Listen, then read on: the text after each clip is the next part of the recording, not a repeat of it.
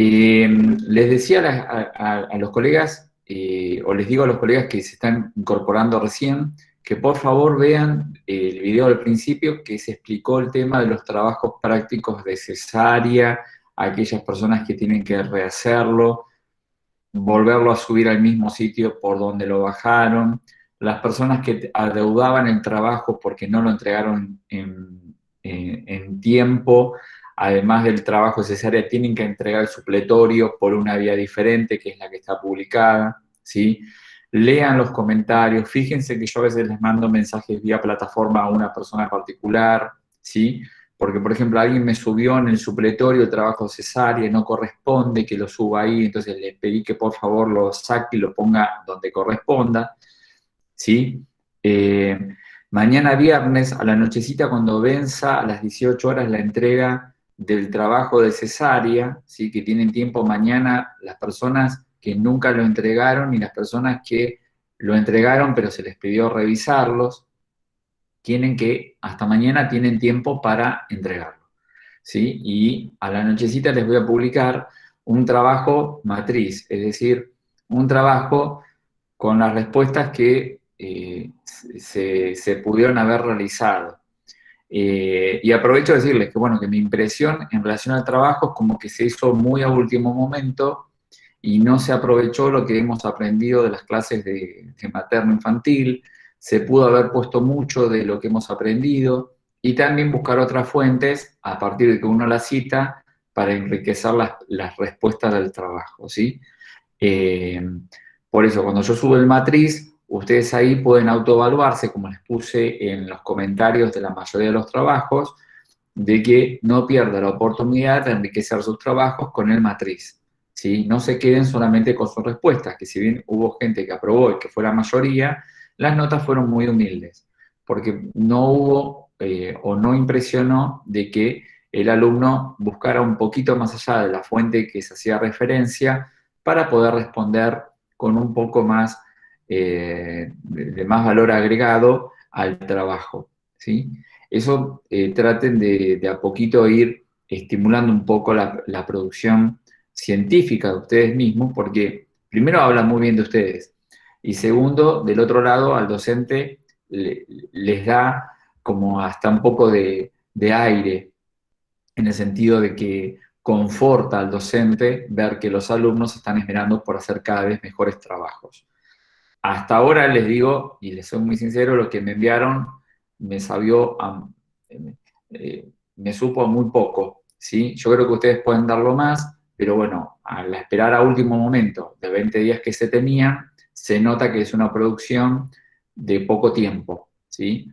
Entonces recuerden que es importante, primero para ustedes, porque es un momento donde uno puede lucirse, y segundo, porque dejan en evidencia el espacio que le dan a la materia, ¿sí? Eso es tan importante como rendir un buen parcial, un trabajo práctico, habla también de ese compromiso del alumno. Y recuerden que eso se tiene que ver también en nuestras prácticas simuladas, ¿sí? Hoy se los dije temprano. Yo espero que ahí se note lo que ustedes saben. Y no es momento para que nada se acuerde o nada se sepa. Es para aprender, pero lo que ya se vio por programa de materias diferentes a la actual tiene que recuperarse y mostrarse, ¿sí? Como les dije, más aún ustedes que están pidiendo todo el tiempo y yo les puedo dar cierta mano a que las prácticas hospitalarias de ustedes como trabajadores se use como prácticas profesionalizantes, pero tienen que demostrarlo. Si no aparece eso, va a ser muy difícil que la escuela les dé ese aventón a que eso ocurra. ¿Mm? Así que espero que se luzcan, tan a la brevedad podamos vernos en las prácticas. Pero los trabajos prácticos también hablan de eso. Y este trabajo cesárea, como ya les digo, yo lo vi y me dio la impresión de que se hizo en muy poco tiempo, con muy pocas ganas, ¿sí? Por eso las notas tan humildes. Pero bueno, están aprobados. Y los que no, lo tienen que entregar. Bueno, pasamos ahora y seguimos con el tratamiento estándar, ¿sí? Recuerden que los antitérmicos acá van a ser una constante también, porque estos niños van a tener fiebre, aunque sea de baja magnitud, van a tener periodos febriles, particularmente el paracetamol es el antitérmico por excelencia que usamos principalmente en menores de 3 años. El ibuprofeno podría estar apareciendo a partir de los 3 años, ¿sí? Aunque lo que más vemos es que en la práctica del día a día, niños menores de 3 años consumen ibuprofeno. Lo ideal, si uno va a un libro de pediatría, te dice el paracetamol como antitérmico y analgésico durante los 3 primeros años de vida. Y luego el ibuprofeno. ¿Por qué? Porque el ibuprofeno es mucho más nefrotóxico de lo que es el paracetamol. Entonces, por eso hay una preferencia uno por el otro. La kinesioterapia, ¿sí? Es una competencia también de enfermería. No es algo que solamente esté depositada en el kinesiólogo. Sin duda, la experiencia, pero también el conocimiento que tenga un kinesiólogo van a ser diferentes a los nuestros. No digo superior, digo diferente, como habrá muchos procedimientos que nosotros sabemos hacer mucho mejor que él. Pero la diferencia en la formación hace que seguramente en manos de un kinesiólogo esa actividad se haga mucho mejor. Pero el enfermero tiene que tener la competencia de algunas estrategias kinésicas, porque el kinesiólogo no está siempre a la orden del día para la necesidad del paciente. Generalmente a lo largo del día, mañana y tarde, es verdad que tenemos servicios de kinesiología generalmente muy activos. En cambio, a la noche quedan kinesiólogos de guardia y no siempre pueden estar acompañándonos cada vez que lo necesitamos. Entonces, el enfermero tiene que ganar la competencia del manejo de la respiración del paciente y de las competencias kinésicas como va a ser la vibración, la percusión y la aspiración de secreciones.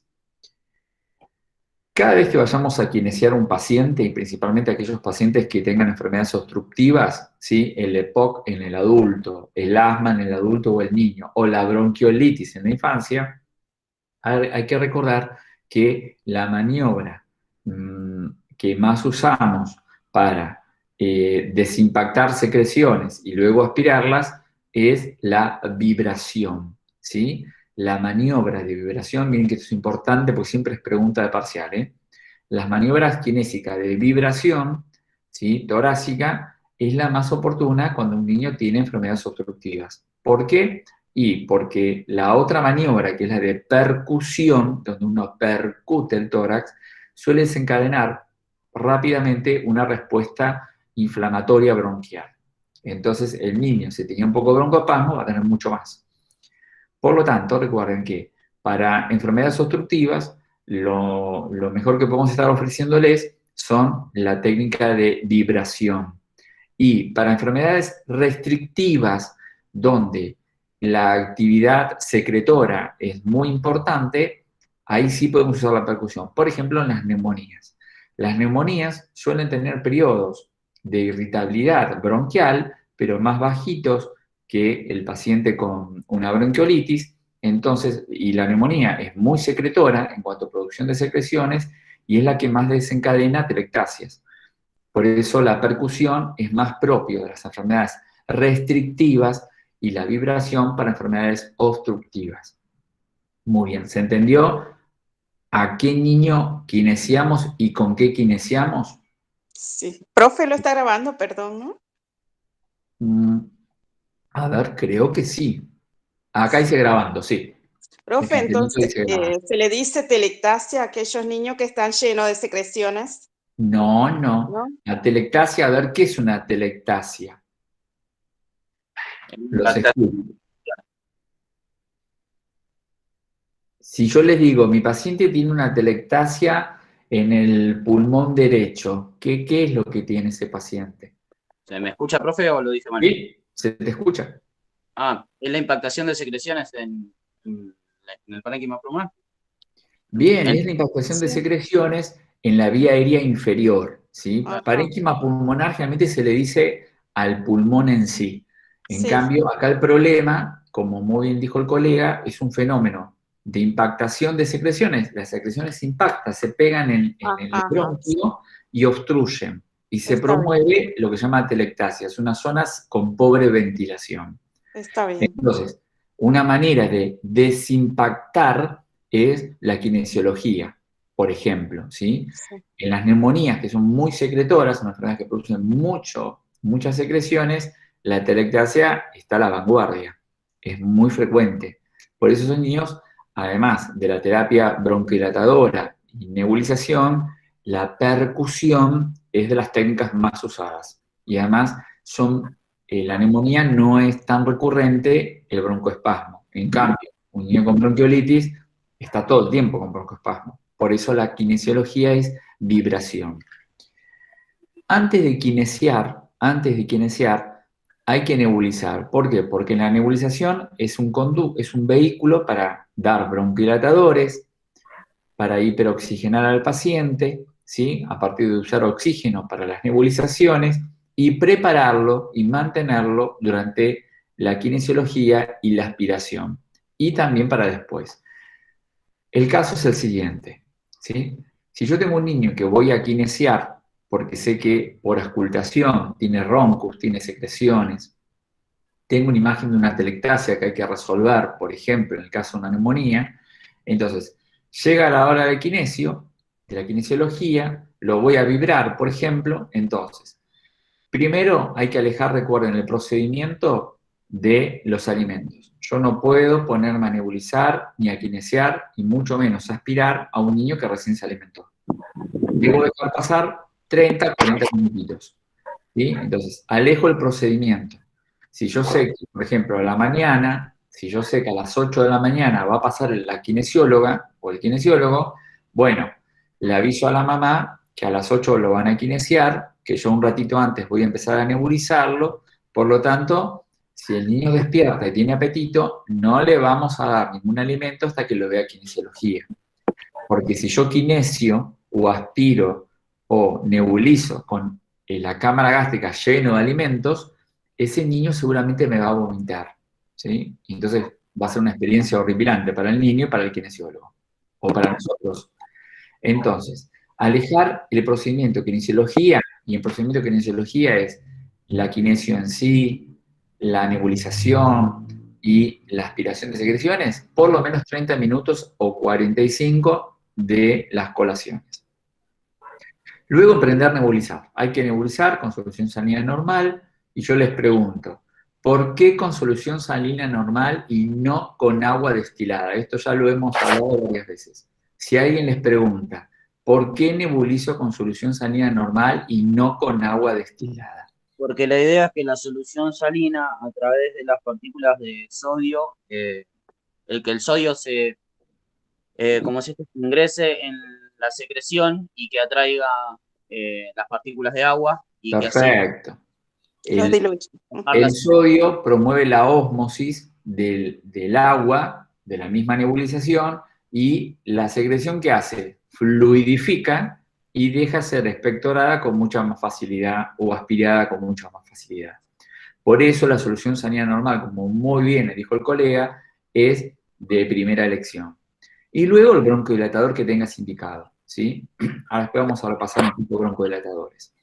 Entonces, empiezo a nebulizar con solución salina normal, con bronquidilatadores y con oxígeno, porque acá acordate que el oxígeno viene a broncodilatar también y a promover, ¿sí? Y a corregir eventualmente si hay hipoxemia, o el mismo procedimiento suele generar episodios de hasta apnea o cese de la ventilación espontánea por acción vagal. ¿Sí? Por eso hay que tener mucho cuidado con cómo aspiramos secreciones. Una Porque pregunta. ¿Cómo?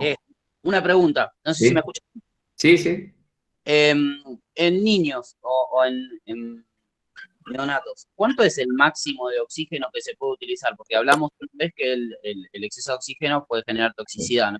Bien, Pero acá estamos no se puede usar en los una, mínimos. en una nebulización, los litros por minuto son de 3 a 5 litros por minuto como flujo para nebulizar. Ahora estamos nebulizando, ¿sí? Claro. Después, la oxigenoterapia, cuando ya se instala, porque una nebulización no es oxigenoterapia. Una nebulización es eso mismo, una cosa diferente. Oxigenoterapia es cuando uno instala una terapia de oxígeno, que se prolonga en el tiempo, hasta resolver el cuadro. Y ahí uno sabe que los neonatos, es decir, los primeros 29 días de vida, son lo que siempre se evita es que las fracciones inspiradas de oxígeno sean siempre menores al 50%. ¿Por qué? Porque la liberación de radicales libres por parte del oxígeno a más del 50%, más de 24 horas continuo, ya puede promover retinopatías. Entonces, en los neonatos, 29 días primeros de vida, se recomienda fracciones inspiradas siempre menores al 50%, porque el 50 o más promueve retinopatías o también puede producir broncodisplasia pulmonar, ¿sí? Broncodisplasia pulmonar. Eso generalmente se da en pacientes ventilados por largos periodos, ¿sí? Como para dar una idea, en la medida que el niño crece, tolera un poco más las fracciones inspiradas, pero siempre se evita tener un niño con fracciones inspiradas más de las necesarias, ¿sí? Uno siempre es muy cauteloso con la FiO2 porque sabe que tarde o temprano repercute nocivamente en la salud de un adulto como en la de un niño. ¿Mm? Empiezo a nebulizar y emprendida la nebulización, más o menos a los 5 o 10 minutitos, ya puedo activar maniobras de kinesiología. Ya hablábamos entonces que teníamos la vibración y teníamos la percusión. Yo después les dejo acá estos dos videos para que lo vean ustedes, la de aspiración de secreciones y la de terapia de vibración. Video para que los vean ustedes, pero véanlo porque miren que esto se pregunta y se va a evaluar también en los gabinetes. Recuerden que la vibración es una técnica que se produce durante la expiración del paciente. Cuando el paciente expira, ahí uno vibra el tórax, ¿sí? Cuando expirás. En cambio, la percusión es indistinto el ciclo respiratorio y es siempre con la mano ¿cómo? ¿Cómo estoy haciendo? Cóncava. Ahuecada, la mano ahuecada, cóncava, ¿sí? Porque lo que uno genera con la mano ahuecada es que cuando uno atrapa al aire contra el... No se ve, profe, no la veo, yo no lo veo. Bien, así. Cuando uno toma la mano ahuecada, ¿sí? Y percute sobre el tórax, esta mano ahuecada atrapa aire y ese aire es el que impacta sobre el tórax del paciente. Recuerden que la percusión siempre es rítmica, no necesita, es indistinto en relación al tiempo inspiratorio-expiratorio, ¿sí? Siempre se hace tórax anterior, látero posterior, en cambio la vibración siempre es anterolateral, ¿sí? Cuando el paciente expira, uno vibra, a diferencia de la percusión que es indistinto el momento, y la percusión siempre es rítmica, pa, pa, pa, pa, pa, pa, ¿sí? Si ustedes escucharon o vieron kinesiar, van a ver que siempre es con ritmo. No es un golpe así, no es ta, ta, ta, ta, ta, ta, ¿sí? Es rítmico la percusión. Y siempre con mano ahuecada y entre el tórax del paciente y la mano del operador, del enfermero o del kinesiólogo, se pone generalmente una sabanita o una mantita, ¿sí? Para minimizar la sensación del golpe. La mayoría de los chicos, sinceramente, tarde o temprano lo empiezan como, se distienden y hasta no digo que lo disfrutan, pero se tranquilizan bastante con las maniobras de percusión. En cambio, la de vibración, durante la expiración siempre se hace, suele hacerlos enojar bastante, porque cuando el niño expira, siente la vibración, y eso suele molestarles bastante. Volviendo a la pantalla, entonces, nebulizo. Mientras que nebulizo, empiezo a kinesiar. ¿Por qué sigo nebulizando? Y bueno, porque acordate que toda actividad kinesiológica puede despertar el efecto del el broncoespasmo, ¿sí? Esa hiperreactividad bronquial. Entonces, frente a ese riesgo, lo sigo nebulizando con broncodilatadores. Luego se procede a la aspiración de secreciones. Por eso les pido, vean el video, por favor. Sí, De la profe, aspiración, perdón. ¿cómo? Profe, Sí. le corto, perdón. Una compañera hermosilla pregunta ¿Hasta Sí. dónde introduce la sonda para aspiración de neonatos? Porque creo que no puede La aspiración se escribir. sugiere que sea siempre nasofaringea y apenas quiera llegar a la laringe. La idea es no llegar a la laringe, porque la laringe habíamos visto la semana pasada que es la porción más estrecha de la vía aérea y suele irritarse con mucha facilidad. Entonces, si a la porción más estrecha de la vía aérea yo le irrito, corro el riesgo, ¿sí?, de que esa laringe estreche aún mucho más y ponga en riesgo la vía aérea inferior del paciente. Recuerden que habíamos quedado que era el primer órgano de la vía aérea inferior. Entonces, la aspiración es nasofaringea, nasofaringea. En la medida que el paciente empieza a expectorar, las secreciones que están más en la vía aérea inferior empiezan obviamente, a migrar, a moverse, y ahí yo tengo la oportunidad de aspirar. Por eso a veces uno en estos pacientes cuando está kinesiando, como van a ver en este video, fíjense que el decúbito del muñequito, ¿sí?, ¿en qué posición estaría? Si yo digo, ¿cómo dirías que está en esta posición este muñeco?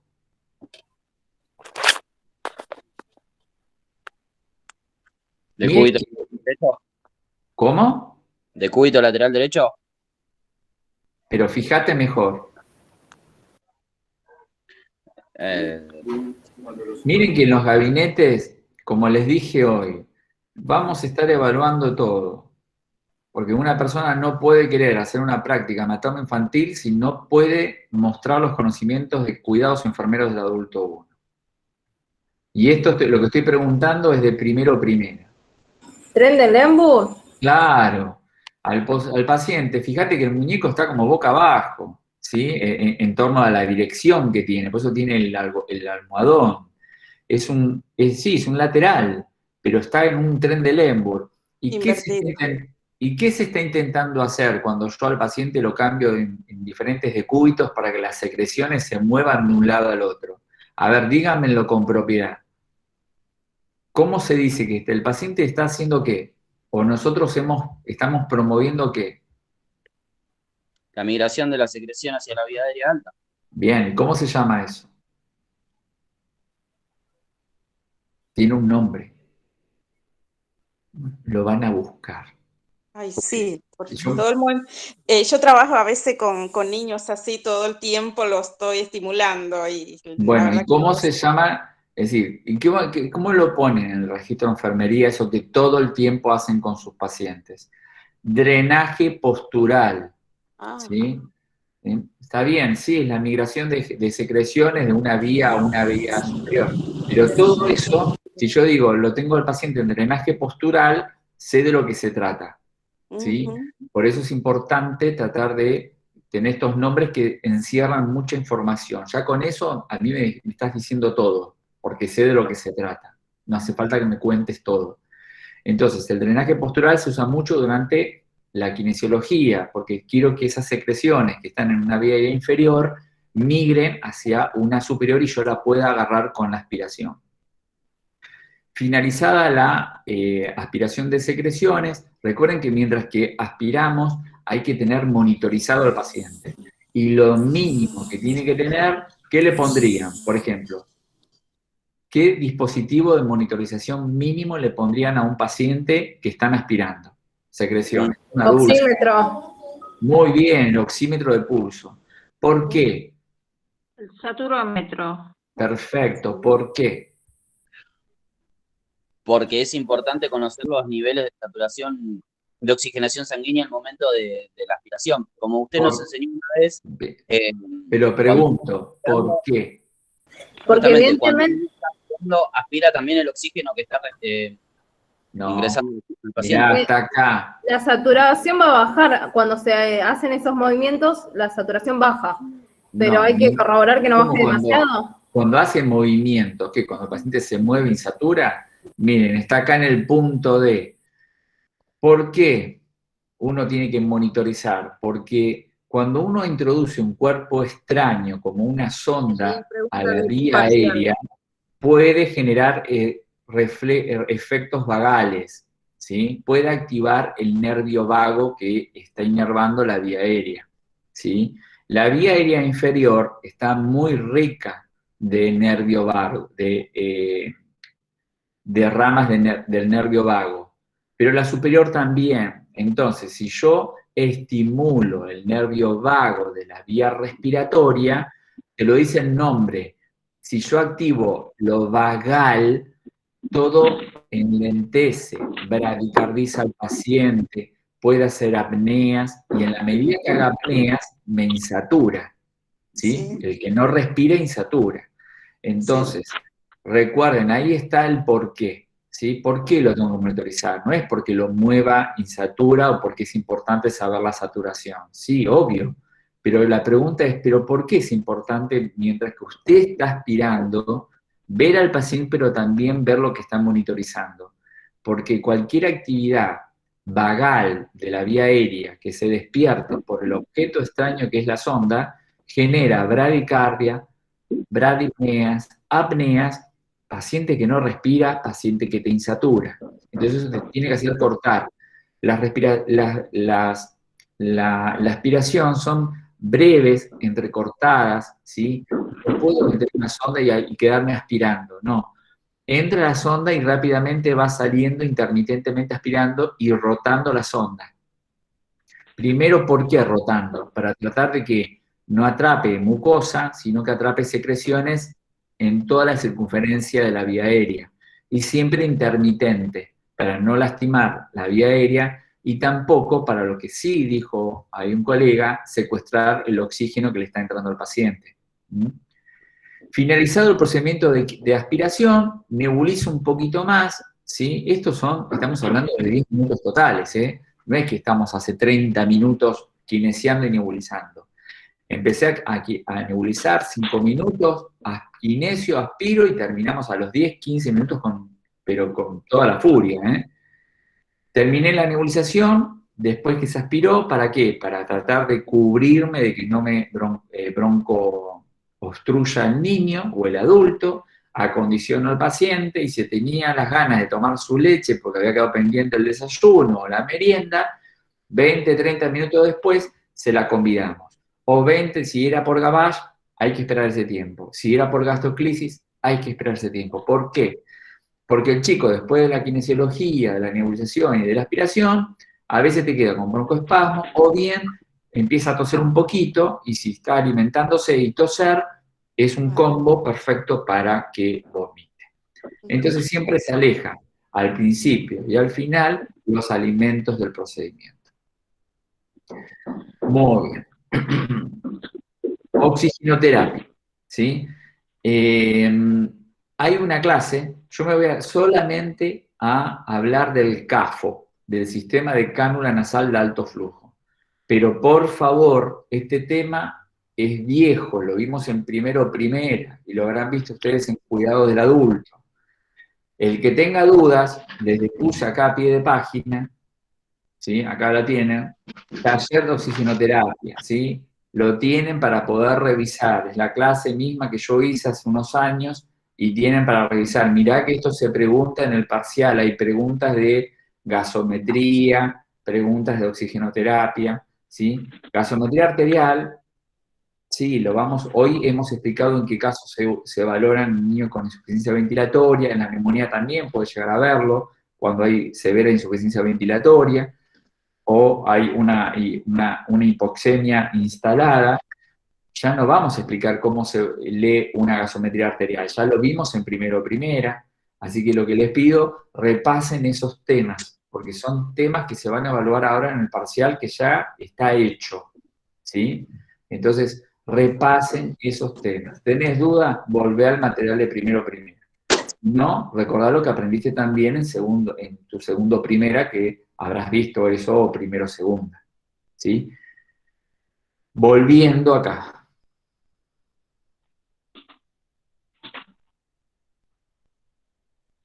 Bien.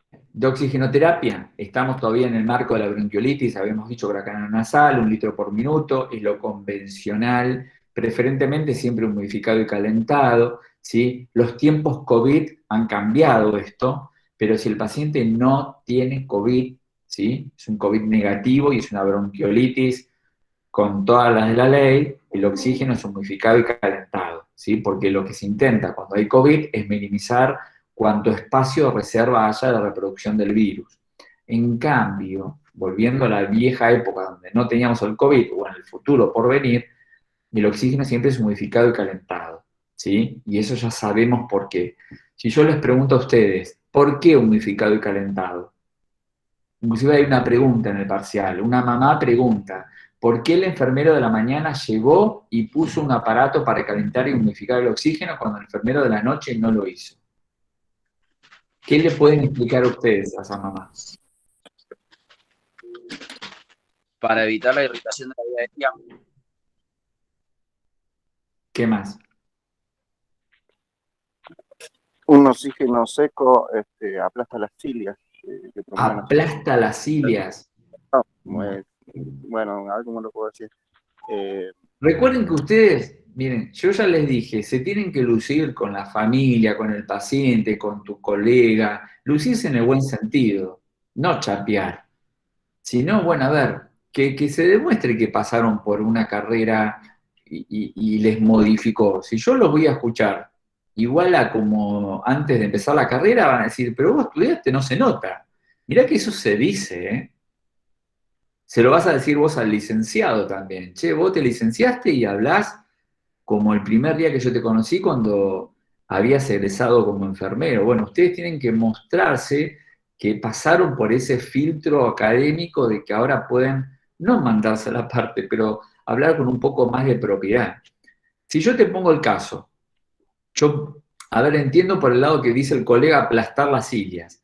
Las cilias, ¿sí? En sí no se aplastan, lo que uno altera es la movilidad ciliar, ¿sí? Se altera la movilidad de las cilias, ¿sí? Porque se mueven. Más que quedar aplastadas, lo que se altera es la movilidad ciliar. Si yo te pregunto, a ver, yo soy el papá y te pregunto, ¿por qué ahora están humidificando y calentando algo que el enfermero de la noche no pudo hacerlo? ¿Cómo le explicas? Armale una oración, armá una explicación. No le digan porque irrita menos, ¿no? Eso no es un... El tipo se va a quedar mirándote y decir, no te entendí, ¿qué se irrita menos?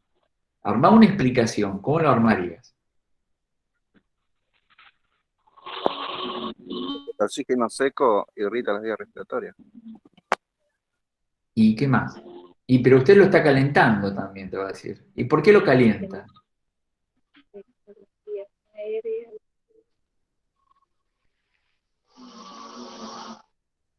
Miren que esto tarde o temprano alguien te lo va a preguntar, ¿eh?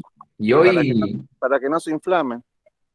bueno, ¿ves? Seguimos usando palabras que no se inflamen. Yo digo, ¿qué se inflama?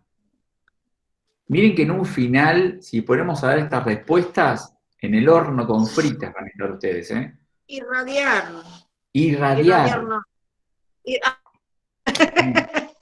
Bueno, a ver, les doy yo una ayuda. Le puedo decir, mire, ¿sabe qué, papá?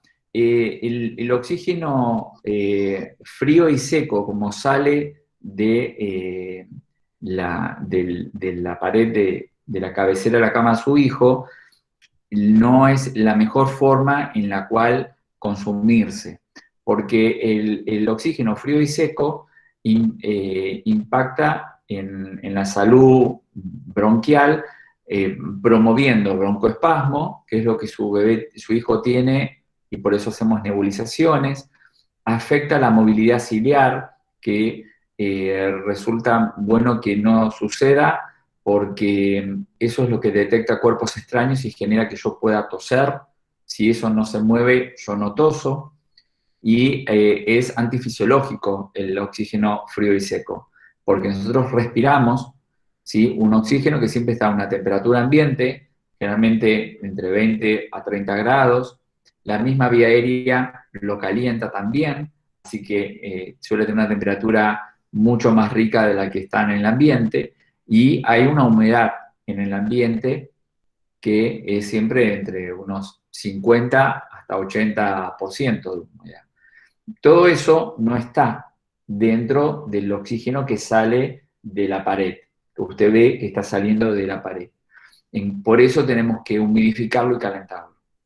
Fíjense cómo yo le pude explicar a un papá de por qué yo vengo con un aparato. Recuerden que cuando a un familiar o a un hijo le ponen aparatos, lo que uno piensa es que las cosas se están poniendo peor. No, lo que estamos tratando de mejorar, ¿sí? Yo no le voy a decir, el enfermero de la noche no lo hizo, un vago, no. Es decir, bueno, no tuvo, porque a veces uno no tiene este equipo y lo consigue a la mañana porque te lo prestan o te lo traen de farmacia, de donde sea. Entonces uno tiene que poder explicar, ¿sí? Que no es que las cosas están peor, sino que ahora que lo conseguí, esto puede mejorar la situación, ¿sí? Pero hay que saberlo explicar, porque si uno no lo sabe explicar, ve como esto de la irradiación, de la inflamación, del aplastamiento, uno al final, en vez de ayudar, confunde más. Entiendo por el lugar por donde van, pero vamos a tratar de ponerle algo más bonito ya a lo que estamos diciendo. Pero se agradece el aporte, yo prefiero que alguien aporte y no que estemos todos en silencio. Recuerden ver el taller de oxigenoterapia, ¿sí? Yo ahora me voy a mostrar lo del CAFO, que es algo que en algunos niños estamos usando cuando la capacidad ventilatoria empieza a ser muy pobre, es como la bisagra a la ventilación asistida invasiva, ¿sí? Eso se está usando mucho en pediatría, también lo están usando los adultos con COVID, hay mucha controversia por la aerosolización que provoca, es como la antigua cánula de CPAP, ¿sí? Para los que trabajan en terapia o en clínica, era lo que antiguamente era la cánula de CPAP, ahora tenemos la cánula nasal de alto flujo. Es una vuelta de tuerca, ¿sí? Donde estamos pudiendo humidificar y calentar y controlar con mucha más certeza la presión positiva con la cual el paciente inspira y expira, ¿sí? Es una especie de BiPAP más avanzado, ¿sí? Superando ampliamente al CPAP antiguo, que era una ventilación positiva durante la inspiración. Entonces, el taller, chusmenlo, yo voy a ir directamente al CAFO, pero por favor revisen cómo se define oxigenoterapia, esto ya está explicado, un alumno de segunda no puede no dejar de saber. Así que cualquier cosa, si alguien dice, me lo olvidé o nunca lo aprendí, bueno, porque no me tuvieron a mí de profesor, porque esto ya lo vieron conmigo, lo repasan, porque hay preguntas de esto, de clasificación, hago un montón de preguntas de estas cosas, ¿eh? Así que por favor repasen esto. Me voy al CAFO, que es lo que yo ahora estamos hablando, de que hay niños con bronquiolitis y lo estamos usando mucho sin estar en una terapia. Por ejemplo, los servicios de clínica médica del Hospital Pedro Elizalde lo están usando en las clínicas médicas. No es un niño de terapia, es un chico que está en clínica médica y tiene un CAFO. El CAFO es una cánula de alto flujo, ¿sí? El principal mecanismo que tiene de acción es la presión positiva, ¿sí? Es la presión positiva durante la inspiración y también la expiración, es como un BiPAP de los antiguos, donde además estamos pudiendo calentar y humidificar ese oxígeno. Usamos oxígeno directamente, no estamos mezclando como lo hacemos en neonatología con aire comprimido, solamente necesitamos una fuente de oxígeno. A veces en lactantes muy pequeñitos, entre 3 o 6 meses, puede ser que se necesite el aire comprimido. Pero ya en niños mayores, el oxígeno alcanza, ¿sí? No hace falta la fuente de aire comprimido. Los equipos son todos descartables, menos el humidificador calentador, obviamente, pero todo lo que son prolongadores y la cánula nasal, todo eso se usa y luego se descarta, ¿no? Es casi imposible poder reesterilizarlo. Por eso es un dispositivo que no está en todos lados. Pero bueno, los hospitales públicos, muchos ya lo tienen en el Elizalde, el Gutiérrez, lo están usando hace mucho tiempo ya. Entonces, saben que el secreto está en la presión positiva, persistentemente en la vía aérea. Todo lo que sea presión positiva, si bien se considera antifisiológica, en un paciente con alterada su capacidad ventilatoria, optimiza esa capacidad que está en detrimento. Si no puedo ventilar adecuadamente, es una forma de asistirlo sin invadir la vía aérea. Recuerden que este es un dispositivo bisagra. Significa que del otro lado del CAFO y está el paciente que hay que intubar. También es un dispositivo que sirve para descomplejizar. Un paciente que estuvo mucho tiempo intubado y yo digo, bueno, ahora es el mejor momento para extubarlo, pero no puedo pasar a una cánula nasal común. El CAFO es bisagra para la espera, es decir, lo extubo, uso el CAFO a la espera de que termine de mejorar, pero ya con una vía aérea menos compleja, no invadida, ¿sí? Porque esto es una cánula nasal, no tiene una invasión en el cuerpo. En relación al CAFO, las indicaciones, ¿sí? Es cuando el paciente te está saturando menos del 90%, con una FiO2 ya del 0, algunos dicen 0,4 o 40%, ¿sí? Este 0,4 sería el 40%, son formas diferentes de decir la FiO2.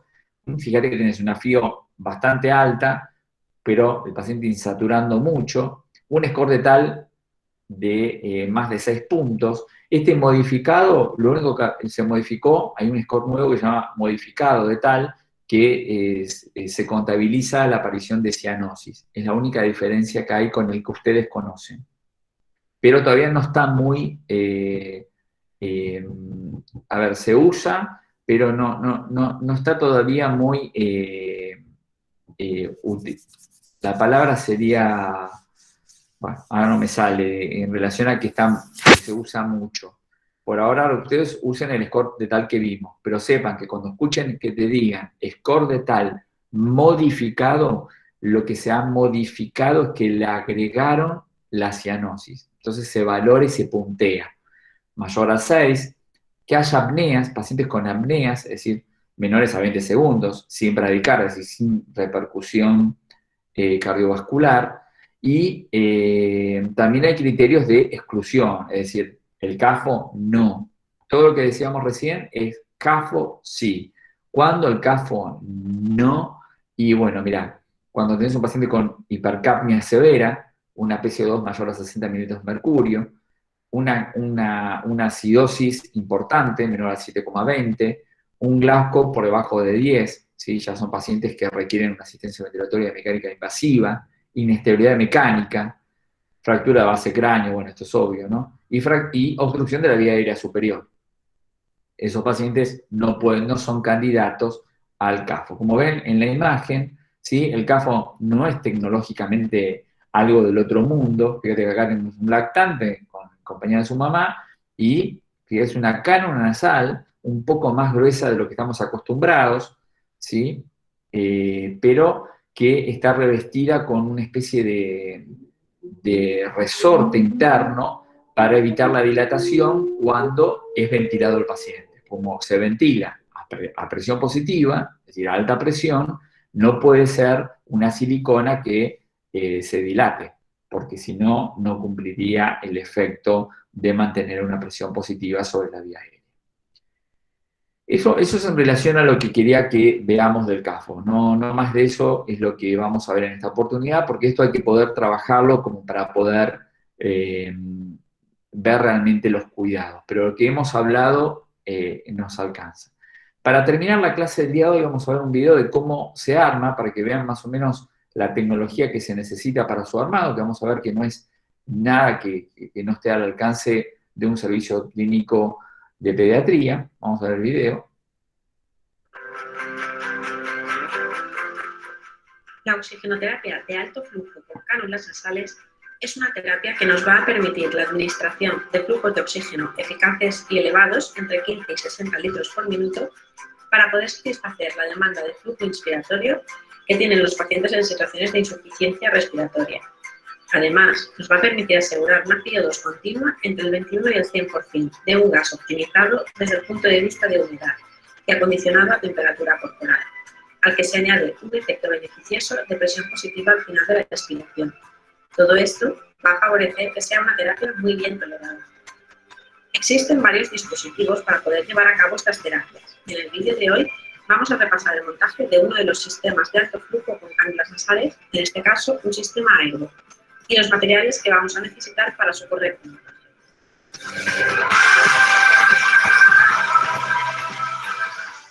Vamos a repasar el montaje de los sistemas de alto flujo con cánulas nasales, en este caso un sistema aero, y los materiales que vamos a necesitar para su correcto montaje. Por una parte vamos a tener las cánulas nasales propiamente dichas, que las colocaremos en nuestro paciente teniendo en cuenta que es necesario en función de su anatomía. Tendremos también una alargadera simple para conectar con la toma de oxígeno. Y luego tenemos los sistemas de humidificación junto con sus propias tubuladuras que van todo en un mismo paquete. Y también vamos a necesitar una botella de agua estéril. Para conectarlo, primero vamos a tener que enchufarlo a la luz y después conectaremos la toma de oxígeno que vamos a poder enchufarla tanto a la toma de la pared como a una bombona de oxígeno portátil.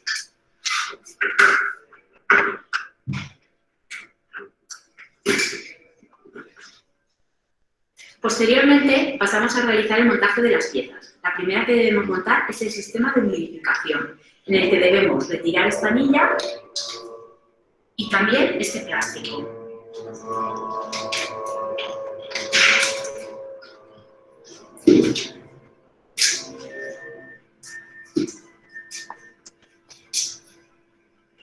Y lo vamos a colocar en la máquina a través de esta pieza. Tenemos que tener en cuenta que solo va a encajar de una forma. Así pues, presionamos la palanca hacia abajo y haciendo coincidir los dos orificios vamos encajando poquito a poquito hasta que el sistema esté dentro completamente. Oímos este clic. A continuación vamos a conectar el agua a través del pincho, para que así comience a caer dentro del sistema de humidificación.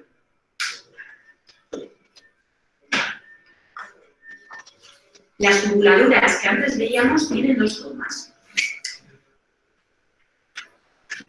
Una toma que va al sistema con dos clavijas y entra a presión.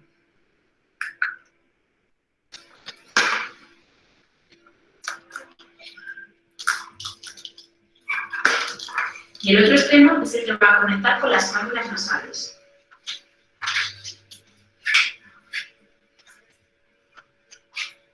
Por último, nos faltaría colocar la alargadera de oxígeno. Dentro de la propia columna de alto flujo, el sistema aero tiene un caudalímetro que es el que nos va a permitir controlar la FiO2 que le va a entrar a nuestro paciente. Conectaremos en este extremo del caudalímetro la toma alargadera simple y la otra parte la conectamos a esta toma de aquí. Una vez montado todo el sistema, encendemos con el botón on-off teniendo en cuenta que le cuesta cargarse un poquito. Como ya hemos visto, este sistema aero nos va a dejar modificar tres parámetros: el flujo de oxígeno o litros por minuto, la temperatura y la FiO2 que le vamos a administrar al paciente. Como podéis ver, tenemos una flecha hacia arriba, una flecha hacia abajo y un triángulo lateral. Para poder entrar en cada uno de los cambios, vamos a ir dándole al triángulo. Entramos, por ejemplo, en temperatura y vemos que nos aparece un candado, por lo que primero vamos a tener que desbloquearlo. Y la forma de hacerlo es apretar al mismo tiempo las dos flechas y mantenerlo.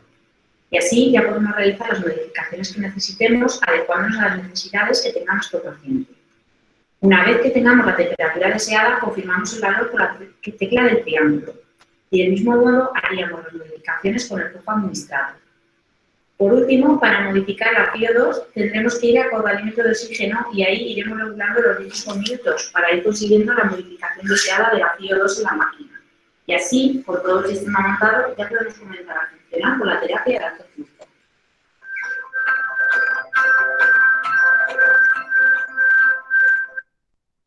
Bueno, como vieron, no es un dispositivo que requiera alta tecnología, ¿sí? Es de fácil armado, no requiere un enfermero de terapia intensiva, es un enfermero de clínica que puede usarlo y apreciar su armado y cuidados posteriores sin mayores complejidades.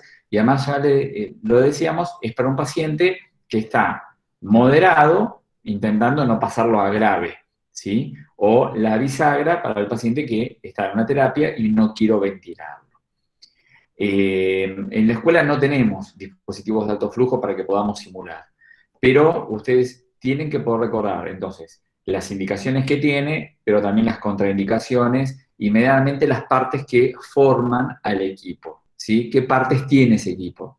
Si uno le dice, bueno, ¿qué partes tiene un equipo de cánula de alto flujo? Bueno, tiene una cánula, ¿sí? Que generalmente son corrugadas, que evitan la distensión por la presión positiva a la cual van a estar, que van a estar usando. Tiene un equipo que humidifica y calienta el oxígeno. Tiene una cámara donde el oxígeno se mezcla y se humidifica y calienta. Tiene un equipo que genera que ese oxígeno que ingresa, que calienta y humidifique, pueda ser ventilado, suministrado a una presión positiva continua, ¿sí? Y uno puede regular también la fracción inspirada. Ya está. Con eso están hablando de por lo menos el acercamiento que tienen de este tipo de dispositivos. Bueno, hasta acá va a ser la clase en el día de hoy. Mañana nos vamos a encontrar de 13 a 15 horas, por eso hoy es más cortito, porque estamos haciendo un poco de cada día para no agobiar tanto. Mañana ya vamos a terminar con bronquiolitis. Neumonía es un tema que lo van a ver ustedes solos, pero mañana sí vamos a ver derrame pleural o supuración pleuropulmonar, que es un tema que es importante para ver el manejo de los drenajes pleurales de 1 a 3 cámaras y bajo aspiración o no. Así que mañana vamos a ver un poquito de cómo terminamos bronquiolitis y cómo avanzamos a supuración pleuropulmonar, y casi estaríamos terminando la unidad número 8. Nos queda una más, que es la que está comprometida, es la que vamos a ver la semana que viene sobre el sistema nervioso central e infecciones del sistema nervioso central, y hasta ahí está nuestro segundo parcial. Vuelvo acá al Meet con ustedes, detengo ya la grabación.